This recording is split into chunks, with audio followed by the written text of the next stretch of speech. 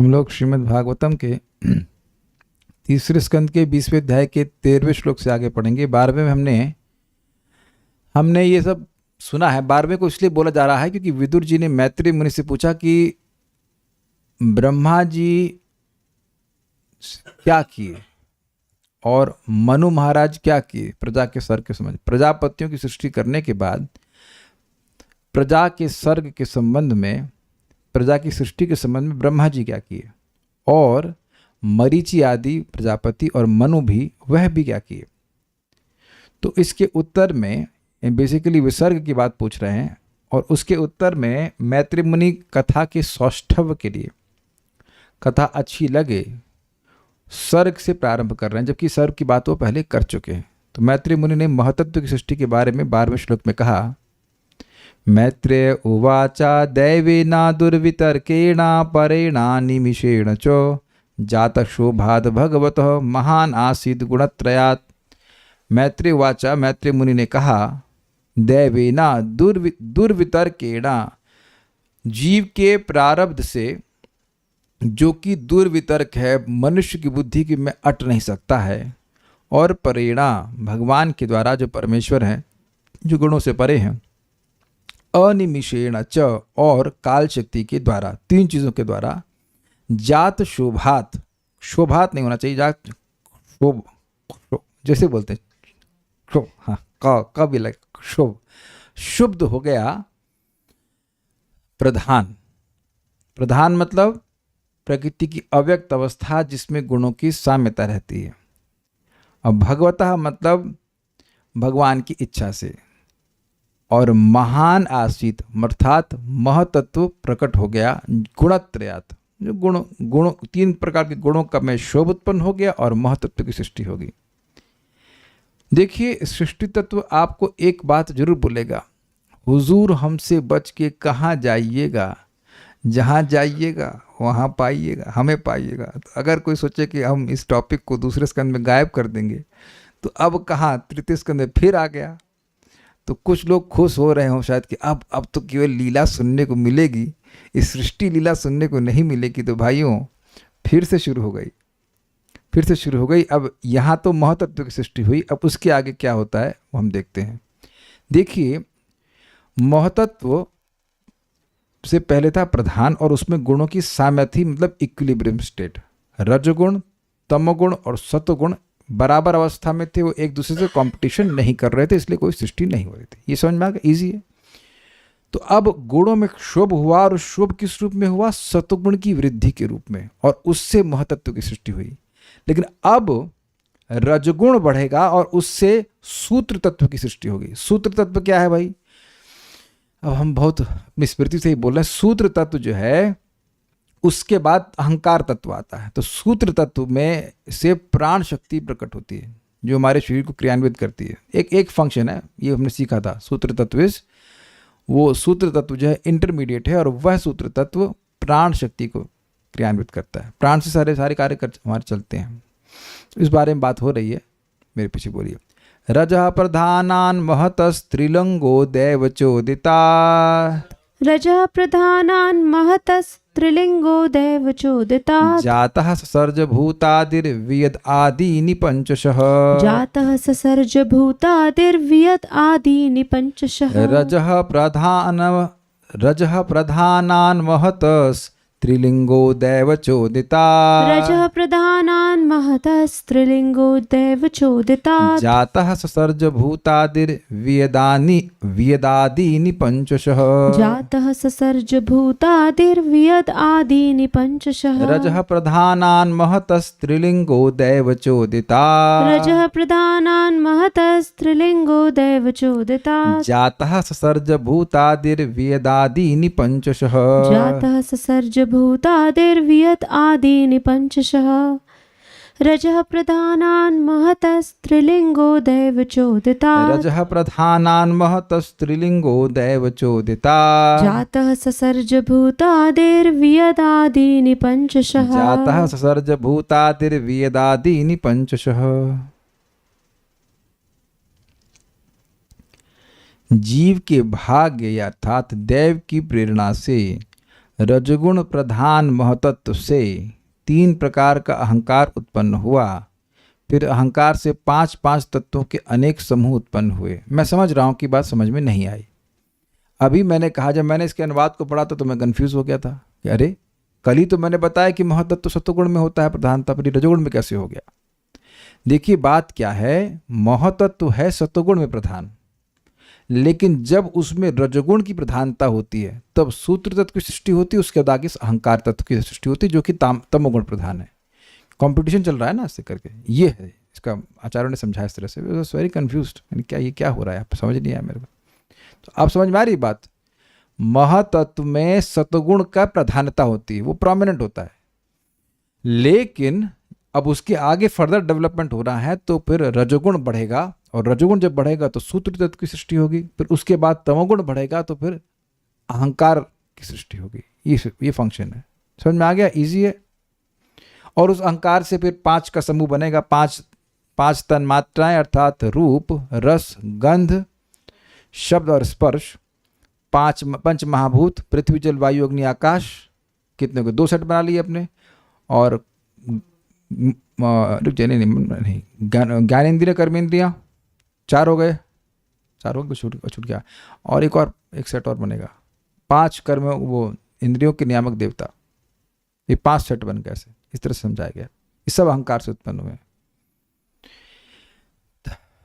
तामसिक अहंकार से पंच महाभूत और सूक्ष्म तन्मात्राएं उत्पन्न हुई। राजसिक अहंकार से बुद्धि और इंद्रियां उत्पन्न हुई, और सात्विक अहंकार से मन और इंद्रियों के नियामक देवता उत्पन्न हुए। ये पहली बार तो शायद नहीं सुन रहे होंगे, लेकिन थोड़ा कुछ समय के बाद जरूर सुन रहे हैं, ऐसा हो सकता है। इससे पहले मैं इसमें आगे जाऊं, मैं विचार कर रहा था कि सृष्टि लीला सुनने की जरूरत ही क्या है हम लोग को। एग्जैक्टली, कल्याण प्रभु को सही बोले, वैराग्य के लिए। हम लोग ये सोचते हैं कि हम लोग की बहुत बड़ी प्रॉब्लम है कि हम लोग ये सोच रहे हैं कि we belong to this world, हम इस जगत के हैं, है ना। यही तो व्यक्ति को फंसाया हुआ है ना।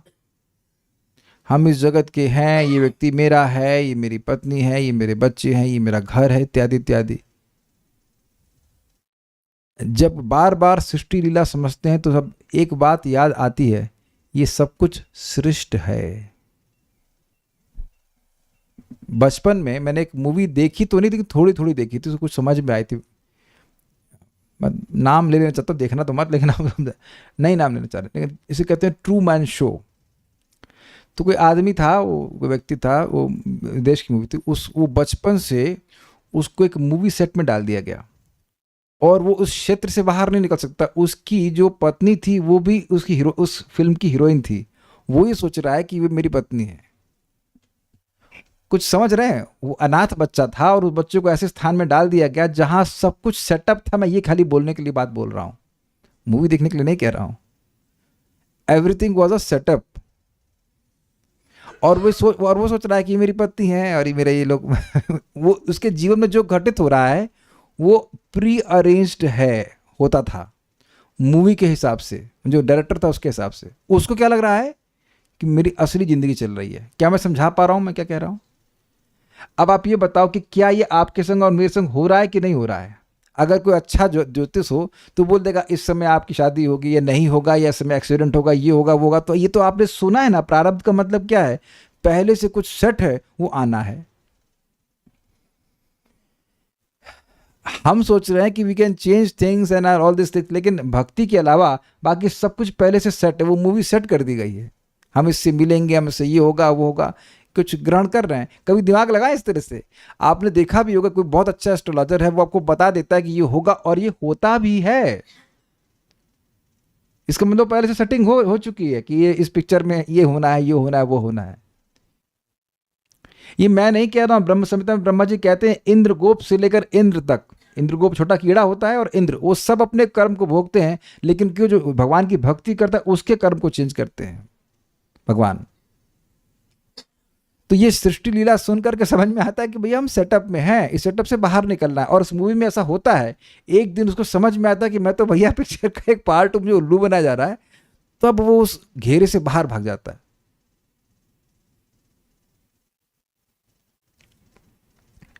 तो अब एक प्रश्न कर रहे हैं, भक्त की महत्व को थोड़ा समझा दीजिए। तो आप वीडियो देर में ऑन किए ना, इसका मतलब देर में आए क्लास में। मैंने समझाया तो था महत्व, जितना मुझे समझ में आ रहा उतना मैंने समझा दिया, ठीक है। यहाँ स्वाभाविक सी बात है कि जब मैत्री में रिकैप कर रहे हैं तो हम भी रिकैप ही करेंगे, डिटेल में नहीं समझाएंगे। एज्यूम किया जाता है कि दूसरा स्कंद आपने सुन रखा है, इस मामले में स्ट्रिक्ट हैं। तो अब हम एक बात समझाना चाहते हैं, ये एक लॉजिक समझ में नहीं आया कि भाई जीव के भाग्य से ये अहंकार की उत्पन्न कैसे हो गया। जीव का भाग्य जो है उससे अहंकार का लिंक क्या बन गया भाई? अहंकार की सृष्टि करने की क्या जरूरत हुई? देखिए, अगर अहंकार उत्पन्न नहीं होगा तो क्या जीव भोग कर सकता है? भाई मिथ्यांकारी, भाई आप पंच जीव का, भाई जीव सो रहे थे महाविष्णु में, अब वो उनको देह प्राप्ति का मौका दिया जाएगा और उसको देह के द्वारा वो भोगने का प्रयास करेंगे। तो उसके लिए आवश्यक है ना कि उन भोग्य वस्तु की सृष्टि की जाए।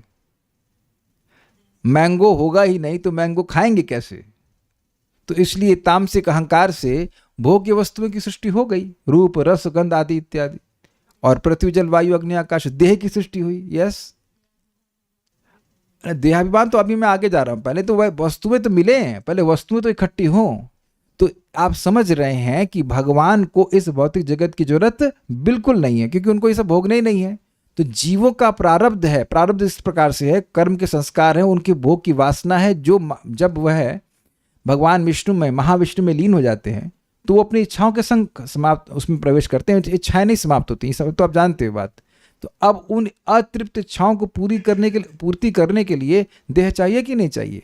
तो जीवों की जो भोग की इच्छा है वह वस्तुओं की सृष्टि होने का कारण है कि नहीं है, ये बताइए।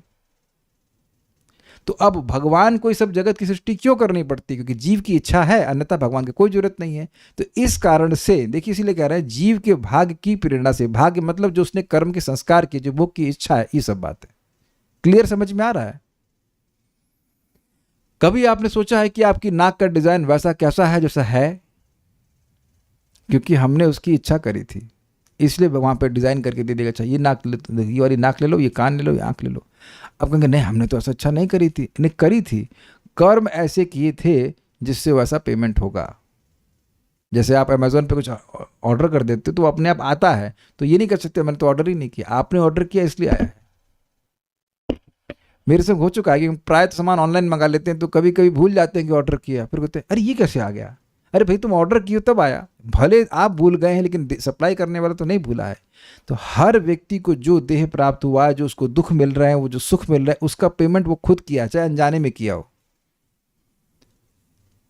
आज मैं किसी को दुख दे रहा हूं, चलो मैं शास्त्र नहीं जानता, मैं दुख दे रहा हूं, तो क्या मुझे आगे दुख नहीं प्राप्त होगा? किसी को मैं अनजान में भी सुख दे रहा हूं, कुछ कल्याण कर रहा हूं, तो आगे मेरा भी कल्याण होगा। आप जाने या ना जाने, कर्म का सिद्धांत तो जानने वाले लोग हैं ना। तो मैं खाली ये समझाने का प्रयास कर रहा हूं कि जो हमारी भोग इच्छा है वह आगे इस जगत की सृष्टि करने का कारण बनती है, ये बात है। कुछ भक्तों ने पूछा है, स्टेप बाय स्टेप गुण बढ़ रहे हैं और डिफरेंट तत्व बन रहे हैं। हमको प्रश्न समझ में नहीं आया, विल गो फॉरवर्ड। दैव यानी कि जीव के प्रारब्ध की चोदिता प्रेरणा से, ये मैंने व्याख्या कर दी अभी। रजः प्रधानात, रजगुण प्रधान महत यानी महतत्व से, त्रिलिंग भूतादि, तीन प्रकार का पंच महाभूत का कारण अहंकार। अब ये थोड़ा समझना पड़ेगा इस शब्द। देखिए, अगर आप इसको ऐसे पढ़ते हैं भूत आदि, तो क्या मतलब होगा? पंच महाभूत एक्सेट्रा, लेकिन ये अर्थ नहीं है। जो पंच महाभूतों का आदि है उस अहंकार का, और त्रिलिंग मतलब जो तीन प्रकार का है, राजसिक अहंकार, तामसिक अहंकार और सात्विक अहंकार। जाता वह उत्पन्न हुआ, और उससे वियत मतलब आकाश आदिनी। जब यहां पे आदि का मतलब इत्यादि। देख रहे हैं भागवत? मजा आ रहा है कुछ? जो लोग वीडियो ऑफ करके चाय पी करके सुन रहे हैं उनको समझ में आने वाला है कुछ? हमें तो नहीं लग रहा, बहुत दिमाग लगाते हैं हम। पहले तो समझे ये क्या, आज तक आप आदि का अर्थ क्या समझे हैं? मोस्टली तो आदि का अर्थ समझते हैं एक्सेट्रा। और इसी श्लोक में आदि के दो अर्थ हैं। भूत आदि मतलब जो भूतों का यानी पंच महाभूत का आदि है, आदि हैं कहना चाहिए, क्योंकि 3 प्रकार के अहंकार हैं। और त्रिलिंग लिखा था ना इसमें। और दूसरा कह रहे हैं कि आदिनी अर्थात वियत आदिनी, आकाश इत्यादि। आप कहते होंगे ये इतना क्यों आप कमेंट करती हो कि हम इनडिफरेंटली सुन नहीं सकते? क्योंकि मज़ा नहीं आएगा ना, मज़ा नहीं आएगा। मज़ा तब आएगा जब आप ध्यानपूर्वक समझेंगे, आंखों को गड़ा करके समझेंगे कौन सी आदि की बात कर रहा है। ये मेरा आग्रह है, मैं कोई गुस्सा नहीं होता, मेरा आग्रह है कि कम से कम कुछ समय तो निकाल करके भागवत को समझना चाहिए, तब मज़ा आता है हमको। तो मजा मतलब एकदम बुद्धि संतुष्ट हो जाती है कि वाह क्या उपयोग किया। भूत आदि थोड़ा सोचना पड़ता है कि ये क्या कह रहे हैं। आदि मतलब आदि है किसका? पंच महाभूतों का। और उससे, उस अहंकार से वियत आदिनी, वियत का मतलब आकाश, और आदिनी मतलब पंच महाभूत, ज्ञानेन्द्रियां, कर्मेंद्रियां, देवता, वो सब आ गए। पंचशः ससर्ज, 5 तत्वों के वर्गों की सृष्टि हुई। केवल पंच महाभूत की बात नहीं कर रहे हैं। पंच महाभूत, 5 तन्मात्राएं, 5 प्रकार के इंद्रियों के नियामक देवता, वैसे तो अन्य भी है लेकिन मुख्य रूप से इनका। और क्या हो गया? 5 कर्मेंद्रियां, 5 ज्ञानेन्द्रियां, 5 देवता, 5 महाभूत और 5 तन्मात्राएं। इस प्रकार से 5 के तत्वों की वर्गों की सृष्टि हुई। ये सब अहंकार से आए। मेरे पास एक और भी इमेज है, इफ आई कैन शो। ये देखिए, ये 2.5.24 में हमने इसको पढ़ा था। अहंकार, अहंकार सबसे पहले प्रधान, प्रधान के बाद महतत्व, महतत्व से सूत्र तत्व और सूत्र तत्व से अहंकार तत्व। फिर से समझें, प्रधान में गुणों की साम्यता, उसमें बढ़ा सतोगुण तो आ गया महतत्व, फिर बढ़ा रजोगुण तो आ गया सूत्र तत्व, फिर बढ़ा तमोगुण तो आ गया अहंकार तत्व, अहम तत्व। क्लियर? अब उस अहंकार तत्व में भी विभिन्न गुणों की प्रधानता होने लगी। तो उसमें अगर सतोगुण बढ़ गया तो हो गया वैकारिक, और उससे आए मन और इंद्रियों के नियामक देवता। सतोगुणी अहंकार से, जो वैकारिक कहते हैं, उससे मन की सृष्टि हुई और इंद्रियों के नियामक देवताओं की सृष्टि हुई। एक बात, तेजस अर्थात रजोगुणी अहंकार, वो अहंकार मुख्य रूप से तमोगुणी है, लेकिन उसमें रजोगुण के शेड्स जब बढ़ गए तो वो तेजस अहंकार कहा जाएगा, और उससे उत्पन्न हुआ बुद्धि और इंद्रियां। ठीक? और जब उस अहंकार में तमोगुण की वृद्धि हुई, प्राइमरली तो तमोगुण में है लेकिन उसमें भी वह अब तमोगुण की वृद्धि होती है, तो उससे आए द्रव्य अर्थात पंच महाभूत और 5 तन मात्राएं। तन मात्रा सबको समझ में आ रहा है? अब याद दिला रहा हूं, तामसिक अहंकार से सबसे पहले सृष्टि होती है, बोलिए कल्याण प्रभु, शब्द की सृष्टि, शब्द तन्मात्रा की। और उस शब्द से आता है आकाश, फिर आकाश से फिर सृष्टि होती, आकाश से नहीं, फिर सृष्टि होती है अगले तत्व, नहीं देखिए वायु ना, हाँ, स्पर्श की सृष्टि होती है, और स्पर्श से आती है वायु। क्योंकि हर तन्मात्रा अपने, जो आगे वाला पॉइंट है, जो पंचमहाभूत है, पंचमहाभूतों से जो भूत है उसका वो आधार होता है। उसके बाद सृष्टि होती है रूप की, और रूप प्लस वायु बन जाता है अग्नि। उसके बाद होता है रस, तो रस प्लस अग्नि बन जाता है जल। अब ये बताइए कितनी अद्भुत बात है, अग्नि से जल प्रकट हो सकता है, लेकिन भागवत समझा रही है ऐसा, सूक्ष्म से स्थूल आता है, ये बात बोल रहा है। और उसके बाद हुआ गंध, तो गंध प्लस जल हो गया पृथ्वी। तो इस प्रकार से ये तामसिक अहंकार की सृष्टि हुई। ठीक है? क्लियर? ओके। बाकी तो हम सबको समझा दिया ना यहाँ पे, नहीं ये पॉइंट पढ़ रहे थे। तो ये 5 किस्म आपको वर्णन किया। रजः प्रधानान महतस, रजोगुण प्रधान महतत्व से अर्थात सूत्र तत्व से, त्रिलिंगो दैव चोदितात, जीव के प्रारब्ध से प्रेरित होकर के, त्रिलिंग, लिंग मतलब चिन्ह, 3 प्रकार से चिन्हित होने वाला, भूतादि, जो भूतों का आदि अहंकार है, भूतों का कारण अहंकार है, ससर्ज जाता, वह उसकी सृष्टि हो गई। यानी कि 3 प्रकार के अहंकारों की सृष्टि हो गई, ये सिंपल सी बात है। और उनसे वेदादि निपंचशः, उनसे 5 प्रकार के आकाश एक्सेट्रा, आकाश आदि का प्राकट्य हुआ। यह है श्लोक का अर्थ। ओके, श्रीधरी, उस महान से, महान मतलब महतत्व से उत्पन्न अहंकार त्रिगुणात्मक हुआ। सात्विक, राजसिक, तामसिक। सात्विक, राजस एवं तामस। कुछ कमेंट आया इससे पहले कि क्या बोल रहे हैं। अच्छा, कह रहे हैं कि ससर्ज और जात तो एक ही हुआ, मैं कुछ मिस्टेक किया गया? नहीं, हाँ मैंने मिस्टेक कर दिया। अहंकार की सृष्टि हुई, अहंकार जाता, और वेदादीनि पंचशः ससर्ज, और उससे आकाश आदि प्रकट हुए। अहंकार प्रकट हुआ, फिर उस जो देखिए जात शब्द का लिंक भूतादि से अर्थात अहंकार से, और ससर्ज का लिंक जो है वेदादीनि से है, क्योंकि जात और ससर्ज एक ही मतलब हुआ ना। मैं भी गलती कर गया यहाँ पे। फिर से श्लोक समझ लेते हैं। रजः प्रधानान महतत्व, रजगुण प्रधान महतत्व अर्थात सूत्र तत्व से त्रिलिंगो भूतादि जातः दैव चोदितात्, मतलब जीवों के प्रारब्ध के द्वारा त्रिगुणात्मक 5 महाभूतों का कारण अहंकार जातः अर्थात प्रकट हुआ, और उससे वेदादि पंचशः वेदादीनि ससर्ज, 5 प्रकार के ग्रुप जिसमें 5 एलिमेंट्स हैं वह प्रकट हुए। अब तो ठीक है ना? ठीक है, ध्यान से सुन रहे हैं, अच्छी बात है।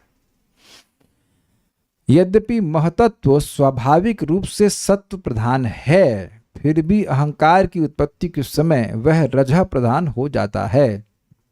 उस अहंकार ने 5 के वर्गों की सृष्टि की। वे हैं 5 तन मात्राएं, यानी कि विषय, इंद्रिय विषय, 5 महाभूत, पृथ्वी जल वायु अग्नि आकाश। तन्मात्र सबको समझ में आ रहा है? रूप रस गंध स्पर्श और शब्द। आप शब्द सुन रहे हैं ना? अरे हरे कृष्णा। सोलोनी माता जी, अभी हम तन मात्रा ही समझा रहे हैं और आप क्वेश्चन मार्क कर रही हैं, तो सुन भी रही हैं। तन मात्रा ग्रहण करने का सामर्थ्य है कि नहीं है, यही तो मैं समझा रहा हूं। उससे पहले क्वेश्चन पूछ रहे हैं कि तन मात्रा क्या है। सुनना खाली टाइप करने के लिए बैठी, टाइपिस्ट बनना चाहती हैं? सुनिए भी तो मैं क्या बोल रहा हूं। ये सुनना, ये शब्द ही तन मात्रा है। पनीर खाती हो ना जम के, तो वो उसका रस मिलता है कि नहीं? अब हमको समझाते तन मात्रा क्या होता है। तो अब शब्द पनीर बड़ा पसंद है ना, तो पनीर आपकी जीभ का विषय है, उसे कहते तन मात्रा। सुनिए तो सही मैं क्या बोल रहा हूं। अब ओके बोलना। अब दो बात में समझ में आ गया ना? पानी ठंडा लगता है तभी नहीं उठती है ना सुबह, उसे कहते तन मात्रा, वो आपके स्किन का विषय है। और समझाएं? पहले सुनिए कि मैं क्या बोल रहा हूं। तन मात्र का मतलब हुआ कि इंद्रियों के विषय। लेकिन ध्यान दीजिएगा, इनके केवल इंद्रियों के विषय नहीं है। ये बड़ा इंटरेस्टिंग है। ये 5 महाभूतों की सृष्टि के आधार भी हैं। पृथ्वी का गुण है गंध। सबने अनुभव किया ना, पृथ्वी की गंध आती है, और जितनी भी अन्य गंध हैं वह भी पृथ्वी से आती। अग्रीड। लेकिन जब प्रलय का समय आता है तो गंध खींच लेते हैं भगवान। तो गंध खींच लेते हैं तो पृथ्वी का अस्तित्व समाप्त हो जाता है और पृथ्वी जल में समा जाती है। This is very interesting. ऐसे ही जल का गुण क्या है? रस। उसमें से जब रस खिंच जाता है तो जो जल है उसका अस्तित्व समाप्त हो जाता है और वो अग्नि में मिल जाता है। और ऐसे अग्नि भी नष्ट हो जाती है। कैन यू इमेजिन कि अग्नि नष्ट हो जाए, अग्नि तत्व भी नष्ट हो जाए? लेकिन अग्नि तत्व आया है रूप तन्मात्रा से। तो इन तन्मात्राओं की एक और फंक्शन है सृष्टि की क्रिया में भी। इंद्रिय विषय तो है ही, साथ साथ ये सृष्टि के घटक भी हैं, इंग्रेडिएंट्स भी हैं। ये मैं समझाना चाहता हूं। तो इनकी सृष्टि भी हुई है, शब्द की सृष्टि भी हुई है। इसीलिए कहा जाता है कि इस पूरे जगत की सृष्टि कैसे हुई है? मूलतः शब्द से हुई है। और इसी कारण से जगत का नाश कैसे होगा? आध्यात्मिक शब्द के द्वारा। शब्द बहुत शक्तिशाली है। तो क्या तन्मात्रा समझ में आ गया होगा। 5 महाभूत ये तो पता है, पृथ्वी जल वायु अग्नि आकाश। पंच ज्ञानेंद्रियां गिन लीजिए कौन सी हैं? आँख, नाक, कान, त्वचा और जीभ। तो जीभ में रसना कहा जाएगा, ना कि वाक।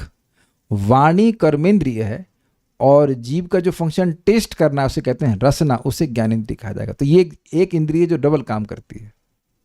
तो ज्ञानेंद्रिय के रूप में ये रसना कही जाएगी और कर्मेंद्रिय के रूप में ये वाक कहा जाएगा, वाणी। 5 कर्मेंद्रिय क्या हुई? हाथ, पांव, वाणी,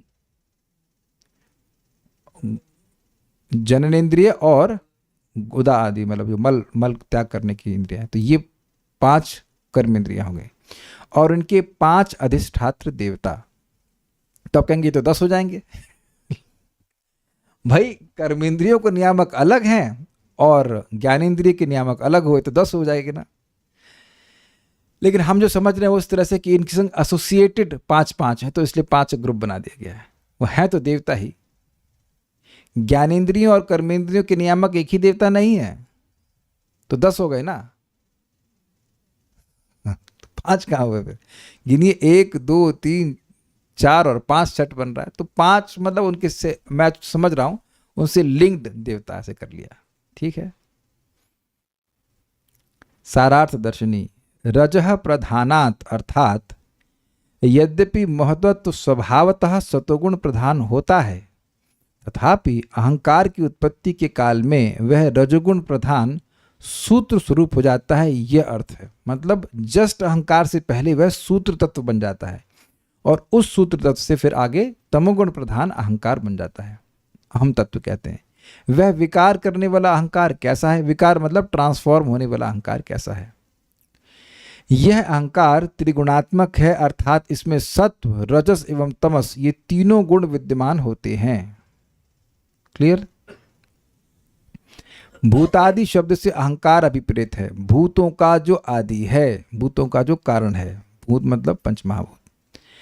अवेदादीनी अर्थात आकाश आदि पंच महाभूत, सूक्ष्म भूत ज्ञानेन्द्रिय, सूक्ष्म भूत मतलब तन्मात्राएं, ज्ञानेन्द्रियां, कर्मेंद्रियां तथा उनके अधिष्ठाता देवता, ये सभी प्रत्येक समूह में 5-5 की संख्या अर्थात रूपों में उत्पन्न होते हैं। तो सेम बात है, आगे पढ़ते हैं तात्पर्य। आद्य प्रकृति में 3 गुण होते हैं जिनसे 5-5 तत्वों के 4 समूह उत्पन्न होते हैं। प्रथम समूह तात्विक हैं जिसमें पृथ्वी, जल, अग्नि, वायु तथा आकाश सम्मिलित हैं, 1 हुआ। 5 तत्वों का दूसरा समूह तन्मात्रा कहलाता है जिसमें सूक्ष्म तत्वों ध्वनि, स्पर्श, रूप, स्वाद तथा गंध का बोध होता है, दूसरा सेट। तीसरा समूह 5 ज्ञानेंद्रियों आँख, कान, नाक, जीभ तथा त्वचा का है, ये हो गई ज्ञानेंद्रियां। चौथा समूह 5 कर्मेंद्रियां जीभ, जीभ यहाँ जीभ से क्या मतलब है? बोलने की शक्ति। इसलिए ध्यान देना होगा, यद्यपि दोनों जगह जीभ का प्रयोग कर रहे हैं लेकिन जीभ 2 तरह से कार्य करती है। जैसे इस समय मैं अपनी जीभ से क्या कर रहा हूँ? कर्म कर रहा हूँ, कर्म बन रहा है, लेकिन अगर खा रहा हूँ कुछ तो वह टेस्ट जो करने का फंक्शन हुआ वह हो गया ज्ञानेंद्रिय कार्य। जीभ हाथ, पांव, गुदा तथा लिंग का है। कुछ लोगों का विचार है कि 5-5 के ऐसे 5 समूह हैं। पहला 5 तत्व, दूसरा 5 भूत। 5 तत्व का मतलब कौन से तत्व? अच्छा ये तन्मात्रा होगा ना। तीसरा 5 ज्ञानेंद्रियां, चौथा 5 कर्मेंद्रिय तथा 5वां पंच देवता जो इन विभागों पर नियंत्रण रखते हैं। अब यहाँ कहते हैं कि सबकी सृष्टि हो गई, लेकिन ये लोग अलग अलग पड़े रहे अपनी अपनी पार्टी में और सृष्टि नहीं हुई। और फिर भगवान की इच्छा से, यहाँ देव का अर्थ अलग है, याद आ रहा है आपको? अब याद आ रहा है ना? पहले पढ़ा था कि भगवान की इच्छा से सब सम्मिलित हुए और ब्रह्मांड की सृष्टि हो गई। अग्रीड? बिल्कुल। आप देखिए, आप देख रहे हैं वेदवादिनी, अगर मैं आपसे पूछ लूं कि आपने कहाँ पढ़ा था तो आप नहीं बता पाओगे, कि मैं भी नहीं बता सकता। मुझे ये याद नहीं है कि मैंने कौन से श्लोक में कौन से अध्याय में पढ़ा था, लेकिन आपने पढ़ा जरूर है। क्या अन्य लोग भी ऐसा अनुभव कर रहे हैं? अच्छा, कितने लोग ऐसा अनुभव कर रहे हैं कि आपने पढ़ा था ये बात? Please raise hands here, then you will understand the value of hearing. अच्छा, श्लोक बताइए। श्लोक याद नहीं है ना, चैप्टर याद है, लेकिन आपने ये सुना था, तो अब ये जब दोबारा आया तो अब कोई परेशानी नहीं है। समझ गए बात? इसीलिए ये जो आप सुनते हो ना, वो उसका बड़ा प्रभाव है। यहाँ एक बार आप अच्छे से समझ लेंगे या तो आप रिकॉर्डिंग अच्छे से सुनिए या फिर आपने सुना हुआ है, तो अब वो जो बात रिपीट होगी तो समझने में कठिनाई नहीं होगी। अब ये जितनी बार आएगा उतना आपको आसान हो जाएगा, कोई कठिनाई नहीं होगी। पहली बार कुछ पॉइंट समझने में कठिनाई होती है, जो लोग महातत्ववादी को दोबारा सुन रहे हैं उनके लिए कोई कठिनाई अभी समझने में नहीं होगी। यस, अब उनको भगवान ने सम्मिलित किया, ये बहुत महत्वपूर्ण है। नहीं तो क्या वो मर गया, जो क्या नाम है साइंटिस्ट, स्टीफन हॉकिंग, क्या बोलते हैं, एक्सप्लोजन हुआ। लेकिन यहाँ भागवत क्या बोल रही है, सेटिंग की है भगवान ने, सब साथ में लेके आए उनको। फटने से कोई सृष्टि होती है, साथ में लाते हैं ना। जैसे आज आपने लाफड़ा बनाया था, लफड़ा नहीं है, लाफड़ा, ये बंगाली, बंगाली स्वीट है, तो उसमें आप कद्दू लेके आए, कद्दू नहीं था, कुछ 5-6 प्रकार की सब्जी होती है, महाप्रभु को बड़ी पसंद है, यू नो दैट, महाप्रभु को बहुत पसंद है लाफड़ा। तो वह साथ में लेके आए। अगर सब्जियों को अलग अलग फेंक देते तो क्या सृष्टि होती, यू नो दैट, लाफड़ा महाप्रभु को पसंद है। तो अब वह एक साथ कोई लाया ना, सब्जी लाते हैं तो एक साथ लाते हैं या उसे फेंक देते हैं सब जगह, तब सृष्टि होती है। तो ये कितनी अजीब सी बात है, क्या चीज लॉजिकल है कि भगवान ने सृष्टि करी या एक एक्सप्लोजन हो गया और सृष्टि हो गई। तो हम यहां पे इस बात को सुन रहे हैं, मेरे पीछे बोलिए। तानि चैकेकशः सृष्टुम असमर्थानि भौतिकम, तानि चैकेकशः सृष्टुम असमर्थानि भौतिकम् संहत्य दैवयोगेन हेमम् अंडम् अवासृजन्, संहत्य दैवयोगेन हेमम् अंडम् अवासृजन्। तानि चैकेकशः सृष्टुम् असमर्थानि भौतिकम्, तानि चैकेकशः सृष्टुम् असमर्थानि भौतिकम्। संहत्य दैवयोगेन हेमम् अंडम् अवासृजन्, संयत्त दैवयोगेन हेमम् अंडम् अवासृजन्। बोलिए। तानि चैकेकशः सृष्टुम् असमर्थानि भौतिकम्, तानि चैकेकशः सृष्टुम् असमर्थानि भौतिकम्, संयत्य दैवयोगेन हेममण्डम् अवासृजन्। संहत्य दैवयोगेन हेमम् अंडम् अवासृजन्।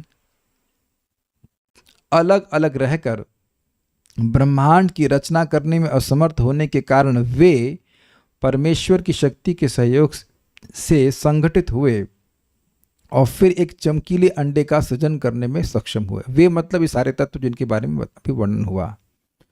तदंतर, उसके बाद मतलब उनकी सृष्टि के बाद, तानी, वे तत्व, एक एकशः, एक एक करके मतलब अलग अलग रहकर, भौतिकम मतलब भौतिक ब्रह्मांड की सृष्टिम असमर्थानी, सृष्टि करने में असमर्थ थे।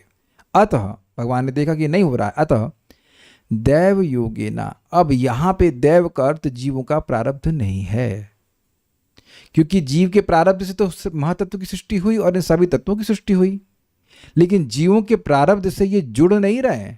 तो यहाँ दैव का अर्थ है परमेश्वर की शक्ति से, भगवान की इच्छा से कुछ ग्रहण कर रहे हैं। एक ही शब्द का कंटेक्स्ट में अर्थ आपको ग्रहण करना होगा।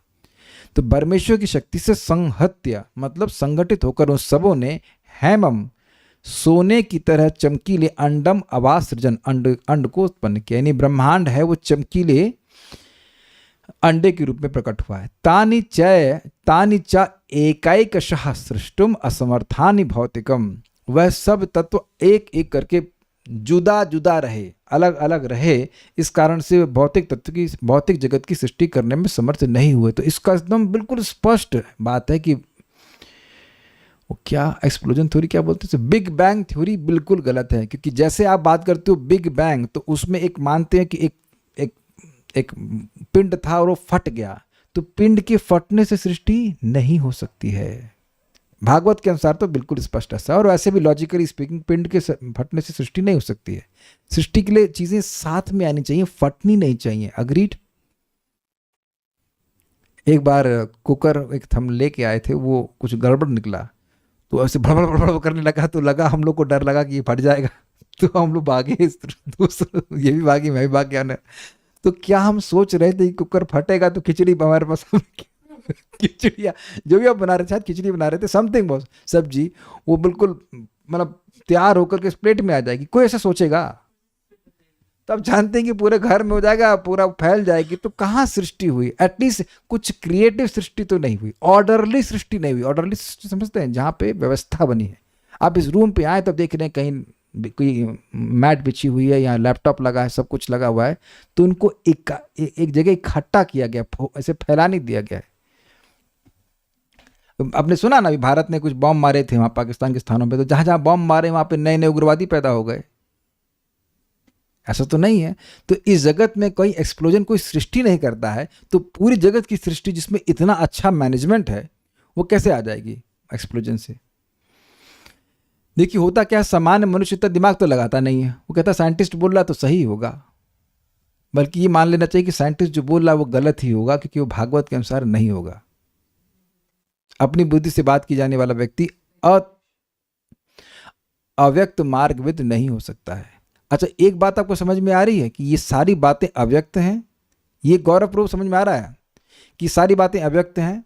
बिल्कुल एकदम नहीं पता ना? तनिष्क प्रभु, ये समझ में आ रहा है अव्यक्त है ये। आपको मुझको कुछ पता नहीं ब्रह्मांड की सृष्टि कैसे हुई, तो इसके मार्ग में इसको तत्व को जानने वाले जो अव्यक्त तत्व है उसको मैत्री मुनि जानने वाले ही समझ में आ रहा है। इसीलिए तो विदुर जी पूछे थे।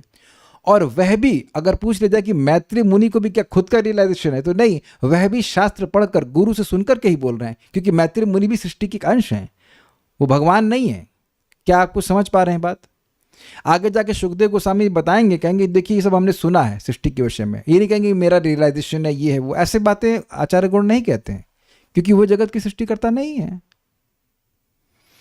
और इसीलिए वो जान पा रहे हैं कि सृष्टि कैसे हो रही है। समझे बात? क्योंकि भगवान की बात वो समझ रहे हैं। भगवान ने ब्रह्मा जी को ज्ञान दिया, फिर आगे उस ज्ञान के प्रवर्तन हुआ है, उसी को वो बोल रहे हैं। तो संहत्य दैव योगे ना, अर्थात भगवान की इच्छा, दैव योग यानी भगवान की इच्छा से सब लोग साथ में आए और हेमम अंडम अवासृजन, हेमम मतलब गोल्ड, तो चमकीले सुनहले एक अंड की वह सृष्टि किए। यह सृष्टि हो गई, ऐसे कह लीजिए सारा दर्शनी। दैव योगे ने पद में दैव योग का अर्थ है भगवान की शक्ति के संयोग द्वारा एवं संहत्य अर्थात मिलकर, अर्थात भगवान की शक्ति के संयोग से एक भौतिक महान स्वर्ण अंड का सृजन हुआ। भौतिक बोलना जरूरी है क्योंकि आध्यात्मिक जगत में भी ग्रह होते हैं लेकिन उनकी सृष्टि नहीं होती है। वैकुंठ है ना लोक, उनकी सृष्टि नहीं होती है, इसलिए बोल रहे हैं भौतिक जगत की सृष्टि हुई। एक बात। दूसरा, ये दैव योग बोलने की क्या जरूरत थी? दैव योग का एक्सप्लेनेशन भगवान की शक्ति बोलने की क्या जरूरत थी? कि पिछले ही श्लोक में हमने सुना है कि दैवेन चोदितात, वहां पे दैव का अर्थ जीवों का प्रारब्ध लिया गया है, लेकिन यहां पे दैव का अर्थ भगवान की शक्ति लिया गया है। इसलिए आवश्यक है कि उसको कंटेक्स्ट में समझा जाए। ये नहीं कि जीवों ने मिलकर ही जगत की सृष्टि कर दी। अब उसके बाद क्या होता है देखिए, शोषयिष्टाब्धि सलिले आंडकोशो निरात्मकः, शोषयिष्टाब्धि सलिले आंडकोशो निरात्मकः, साग्रम वै वर्ष साहस्रम अन्ववात्सीतम ईश्वरः, साग्रं वै वर्षसाहस्रम् अन्ववात्सीतमैश्वरः, शोषयिष्टाब्धि सलिले आंडकोशो निरात्मकः, शोषयिष्टाब्धि सलिले आंडकोशो निरात्मकः, साग्रम वै वर्ष साहस्रम अन्ववात्सीतम ईश्वरः, साग्रं वै वर्षसाहस्रम् अन्ववात्सीतमीश्वरः। बोलिए। शोषयिष्टाब्धि सलिले आंडकोशो निरात्मकः, शोषयिष्टाब्धि सलिले आंडकोशो निरात्मकः, साग्रं वै वर्षसाहस्रम् अन्ववात्सीतमीश्वरः, साग्रम वै वर्ष साहस्रम अन्ववात्सीतम ईश्वरः। यह चमकीला अंड 1000 वर्षों से भी अधिक काल तक अचेतन अवस्था में कारणार्णव जल में पड़ा रहा। यह भी हम लोग पढ़ चुके हैं। तब भगवान ने इसके भीतर गर्भोदकशायी विष्णु के रूप में प्रवेश किया। तो एक प्रश्न है कि अचेतन क्यों पड़ा रहा? क्योंकि इसमें जीव इस समय उद्बोधित नहीं हुए, उनको देह नहीं मिला, उनको कॉन्शियसनेस नहीं आई, और सब कुछ नहीं, वो सोए पड़े हुए हैं। ठीक है, तो उसमें भगवान गर्भोदकशायी विष्णु के रूप में उन्होंने प्रवेश किया।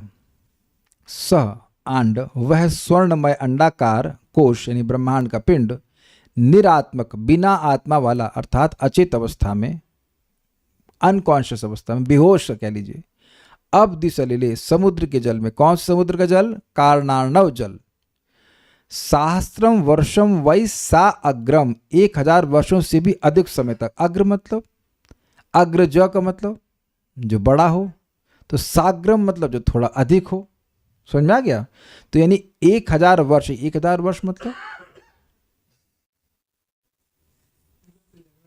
अब इस बात पे झगड़ा हो जाएगा कि 1000 वर्ष का मतलब हमारे 1000 वर्ष कि देवता के 1000 वर्ष कि ब्रह्मा जी के 1000 वर्ष। तो सुयशा माता जी ने निर्णय दे के बोल दिया है कि ब्रह्मा जी का 1000 वर्ष। तो ठीक है, हम तो कमजोर आदमी भाई, हम तो कुछ कह। मुकुंद से झगड़ा चालू, मुकुंद सेवनी माता जी ने कहा कि नहीं, देवताओं के 1000 वर्ष। अब हमको ये बात समझ में इसलिए नहीं आ रही क्योंकि देवताओं की तो सृष्टि हुई नहीं। ब्रह्मा जी में तो सृष्टि खत्म होने लग जाएगी। नहीं नहीं, अभी ब्रह्मा जी की सृष्टि नहीं हुई है, ये ब्रह्मा जी की सृष्टि से पहले की बात है। तो जिसके भी 1000 वर्ष हों वो समझ ले, हमको तो समझ में नहीं आया किसके 1000 वर्ष हैं, लेकिन अब काफ़ी लंबा समय मान के चलिए। ये जो 1000 वर्ष हैं यहाँ के, तो कुछ भी नहीं है, तो कुछ सेकंड भी नहीं है। तो ये देवताओं के भी नहीं समझ में आते हैं, क्योंकि देवता भी तो एक ब्रह्मा जी के दिन में ही गायब हो जाते हैं। तो बात अब जब पॉइंट क्या कहते हैं, प्रोसेस ऑफ एलिमिनेशन से हमारे 1000 वर्ष हो नहीं सकता, वो तो कुछ नहीं, 1000 सेकंड होता है ब्रह्मा जी का। देवताओं का 1000 वर्ष हो नहीं सकता है, क्योंकि वह तो क्या है, उनका तो कुछ भी नहीं। ब्रह्मा जी के दिन में मर जाते हैं सब, 14 बार सरकार चेंज होती है ना देवताओं की, तो वह भी अल्प है। तो ब्रह्मा जी का ही 1000 वर्ष, ब्रह्मा जी का 1000 वर्ष मतलब ब्रह्मा जी का एक दिन, क्या बोल रहा हूँ मैं। ब्रह्मा जी के तो नहीं, ब्रह्मा जी का तो 1000 वर्ष हो नहीं सकता, तो 100 साल तक जीते हैं। 1000 वर्ष हमको समझ में आ रहा है, ब्रह्मा जी का दिन समझ में आ रहा है। अरे जो भी हो, लंबा समय बीत गया, ठीक है, वही लंबा समय, ठीक है। उससे कुछ अधिक, ब्रह्मा जी के दिन से कुछ अधिक समय बीत गया, ब्रह्मा जी की रात्रि से कुछ अधिक समय बीत गया। आश इष्ट पड़ा रहा ऐसे ही। तम तदंतर उसमें, तम का मतलब उसमें, और तदंतर जोड़ा गया है, मतलब उसके बाद, पड़ा रहा। उसके बाद ईश्वर अन्ववात्सीत, भगवान श्री हरि ने उनमें प्रवेश किया गर्भोदक्ष विष्णु के रूप में। अंडा है, अंडा को आधा पानी से भरा हुआ है, उसमें भगवान गर्भोदक्ष विष्णु के रूप में प्रवेश करते हैं। उन्हीं से नाभि, उनके ही नाभि कमल से ब्रह्मा जी की सृष्टि होती है। सह अशइष्ट, वह पड़ा रहा। कहाँ पड़ा रहा? अब्धि सलिले, समुद्र के जल में, यानी कारणव के जल में पड़ा रहा। कौन? कहने अंड कोश, वो जो ब्रह्मांड, जो स्वर्णिम अंड प्रकट होता, वो किस रूप में? निरात्मक, बिल्कुल अचेतन पड़ा रहा, मरा सा। कब तक पड़ा रहा? तो कहते हैं साग्रम वही वर्ष सहस्त्रम। तो अब ये जो हम समझ पा रहे हैं वो ये है कि ब्रह्मा जी के 1000 वर्ष नहीं, ब्रह्मा जी के एक दिन से कुछ अधिक समय तक वह पड़ा रहा अचेतन। तम, और उसमें ईश्वर अन्ववात्सीत, ईश्वर अर्थात भगवान श्री हरि उसमें प्रवेश कर गए, कि वो समझ गए कि हमारे बिना ये कुछ होने वाला नहीं है। सारार्थ दर्शनी। अब्धि सलिले अर्थात कारण समुद्र के जल में। ये अ क्यों जोड़ दिया? अ गलत है, यहाँ पे निरात्मक शब्द है। निरात्मक अर्थात अचेतन, क्योंकि उसमें समष्टि जीवों के उद्बोधन का अभाव था। उद्बोध समझते हैं, चेतना को प्राप्त होना। जैसे आप सुबह उठते हो तो उद्बोधित होते हो, अच्छा मुझे ये करना है ऐसा करके, तो ऐसा उद्बोध नहीं था। तो ये बात है। ओके, मतलब जीवों को देह प्राप्त नहीं थी, ना उनका कोई अहंकार एक्टिव था, बेसिकली सब कुछ इनएक्टिव स्टेट में पड़ा हुआ था, ये कहते हैं। साग्रम सहस्त्रम अर्थात सहस्त्र वर्षों तक, सहस्त्र वर्षों से कुछ अधिक समय तक ये अंडकोश शांत और स्थिर रूप निद्रित रहा। सोते अवस्था में कुछ कार्य, कहीं कोई फंक्शन नहीं हो रहा था, ना कोई देवता है, ना ब्रह्मा जी है, ना कुछ भी। तथा अनु अर्थात उसके पश्चात, इस 1000 साल के बीतने के बाद महतत्व के सृष्टिकर्ता ईश्वर उस अंडकोश में गर्भोदकशाय विष्णु के रूप में अधिष्ठित हुए। तात्पर्य, इस श्लोक से प्रतीत होता है कि सभी ब्रह्मांड कारणार्णव में तैर रहे हैं। एक मेरा प्रश्न है कि हम यहाँ बोल रहे हैं कि 1000 वर्ष का मतलब है ब्रह्मा जी का 12 घंटा। तो प्रश्न ये हो सकता है कि ब्रह्मा जी की तो सृष्टि ही नहीं हुई है, तो अब उनके हिसाब से काउंटिंग क्या? तो देखिए, ब्रह्मा जी के आयु और उनके जो लाइफ स्पैन है वो फिक्स्ड है, एक प्रकार से 100 साल है, तो उससे नापा जाता है। अगर आपको याद हो तो समय की परम अवधि को ब्रह्मा जी की आयु से नापा जाता है। तो लोगों को पता है, क्या कहते हैं उसको? परम महान कहते हैं, हाँ परम महान कहते हैं। तो वो लोगों को पता है कि लंबे टाइम ये होता है, तो इसलिए हम लोग को समझाने के लिए बोल रहे हैं। वहाँ बैठ के कोई काउंटिंग नहीं कर रहा था। जब कोई सृष्टि हुई ही नहीं तो वहाँ कौन काउंट करेगा कि 1000 साल बीत गए? वो हम लोग को समझाने के लिए बोला जा रहा है कि इतना लंबा समय बीत गया। उम्मीद है कि बात आप समझ पा रहे होंगे। उस समय तो कोई है ही नहीं एक्सेप्ट भगवान, भगवान के अलावा कोई है ही नहीं, तो वो कितना बहुत समय बीत गया। तो अगर कोई व्यक्ति पूछे कि भाई कितना समय बीत गया, तो यहाँ ब्रह्मा जी की रात्रि से कुछ अधिक समय बीत गया। इस तरह से वो बोल रहे हैं, हम लोग को समझाने के लिए बोल रहे हैं। कुछ समझ पा रहे हैं? वहां तो कोई है ही नहीं काउंट करने के लिए कि कितना समय बीत गया। आप कहेंगे कि मैत्री मुझे कैसे मालूम चला? अव्यक्त मार्ग विद अव्यक्त मार्ग सुन करके मालूम चला। आप लोग कैसे मालूम चला? सुन करके मालूम चला। ठीक है ना। एक आखिरी श्लोक। अब उसके बाद क्या होता है देखिए, भगवान अब कहाँ पहुंच गए आप? भगवान गर्भोदकशय विष्णु के साथ अब आप ब्रह्मांड के अंदर पहुंच गए हैं। तस्य नाभेरभूत पद्मं सहस्रार्कोरुदीधति। तस्य नाभेरभूत पद्मं सहस्रार्कोरुदीधिति। सर्वजीवनिकायौको यत्र स्वयंभूत स्वराट। सर्वजीवनिकायौको यत्र स्वयंभूत स्वराट। यत्र स्वयंभूत स्वराट। यत्र स्वयंभूत स्वराट। तस्य नाभेरभूत पद्मं सहस्रार्कोरुदीधिति। तस्य नारेरभूत पद्मं सहस्रार्कोरुदीधिति। तस्य नाभेरभूत पद्मं सहस्रार्कोरुदीधिति। तस्य नाभेरभूत पद्मं सहस्रार्कोरुदीधिति। सर्वजीवनिकायौको यत्र स्वयंभूत स्वराट। सर्वजीवनिकायौको यत्र स्वयंभूत स्वराट। बोलिए।